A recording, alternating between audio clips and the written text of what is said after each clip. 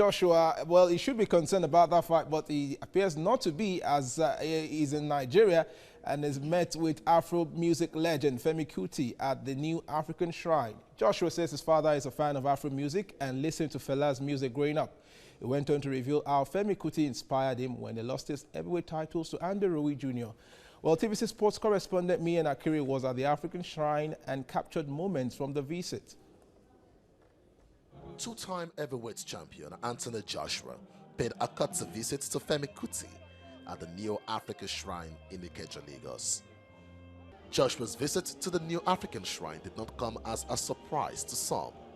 On the 7th of December 2019 in Saudi Arabia, the famous song Water No Get Any was played as Joshua walked to the ring as the challenger to Andy Ruiz Junior. He looks focused, he looks calm, and he looks relaxed. He's not emotionally invested in that ring war. I believe he's just come here and he knows. After the fight where Joshua reclaimed his titles, in a world press conference, he admitted that Femi Kuti was one of those who inspired him to win. So when I went to Nigeria, I met Femi Kuti, and more so than his music, the conversation he gave me, he sat me down and he spoke to me about some of the good things in Nigeria, some of the issues in Nigeria and so on. And when I went back, I listened to some of his music, and that song, Fight to Win, really has deep meaning, He told the whole world, he said I inspired him to win. After the press conference, he said when he met me, I inspired him to win. He played my music, played one of the songs I dedicated to my father. My father's song that I played, Water, it was I played that song. And as soon as he won, I said congratulations, and he said, I'm bringing the belts. The 30-year-old also presented his world titles to the Afrobeat music legend.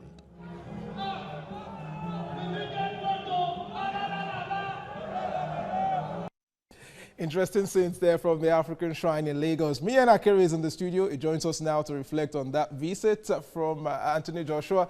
Miyen Akiri, tell us, how was Joshua received by the fans at the Afrikan Shrine in Lagos?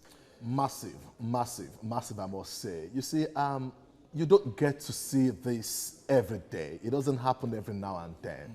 And this must be appreciated, not just only to boxing fans in Nigeria, but even the journalists. It is always a dream come true to talk to people like Anthony Joshua, not in the UK, not in the US, not during a big fight, but when he's back in, a country like Nigeria, it is always massive. And taking a look at them is boxing pause. Today in the world of boxing, no British boxer, no boxer on planet Earth can command the kind of pause Joshua commands in the squared ropes, and having him in Nigeria, having him in Lagos speaks volume at the stage. Wow, remarkable one there. Let's still look back at the visit. There on the screen, you have visits of Joshua to the paramount ruler of his hometown. That's the Akarik of Remo. He's been to one or two other places, met to President Buhari when he was in London. Joshua is on a tour to reconnect with his roots in Nigeria. What's your impression of this man? He's a heavyweight world champion, but it's just, he has this human side of himself showing to the world. You see, a lot of things weren't revealed, to Nigerians, especially when he came to Nigeria June 2019. At that point in time, he had lost his heavyweight title. And when I was speaking to Femi Kuti yesterday, he confirmed to me that one of the few people, Joshua reached out to was him. And, I've seen boxers in the past, from Mike Tyson and a host of boxers, when they lost a big fight and when they lose their titles, they go back to their roots. And that was one of the things Femi told him. You've lost track with your roots. And that was why Joshua was in Lagos. That was why Joshua visited Makoko, the slump. And he also admitted, after regaining those titles, that when he spoke with Femi, Femi inspired him. And that music has a way of giving him some, confidence going into the square ropes. Things work for boxers. For some, it could be a particular music. For some, it could be visiting a particular site. And for others, it could be, staying with their family or whatsoever, doing what, works for them. And that's one thing Joshua has been able to pick.